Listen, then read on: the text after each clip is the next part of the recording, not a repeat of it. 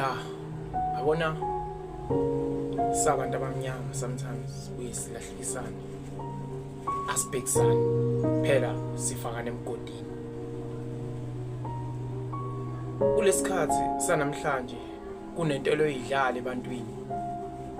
Isho sakudlala abanye sebeqala ukuyithatha serious ngenxa yezimo ababhekana nazo. Thina leyo nto siyibona. La ngaphandle kunabantu asebehlupheke more than 10 years. You understand? Kodwa bayicabangi into embi.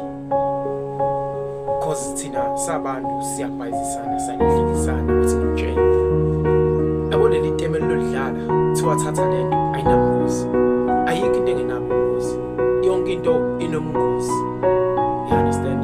Because ngisho nomsebenzi kulenzela umsebenzi. Umsebenzi unobungozi babo onabo but uyakwazi ukulungiseka. You understand? Le inobungozi obungaphezulu ongangokuthi akukwazi ukubuyisa izinto eseyilahlekile. Kuphela uyalungisa khona ngoba ukwazi ukubuyisa umuntu esathula. Because phela sonke siyakwazi ukuthi umnotho onjengalokuza kanzima noma uza ngento ezokwazi ukumushela ngokuhamba kwesikhathi wena ugcina usuyisola kodwa uyisola egcinini ungasakwazi ukubuyela emuva.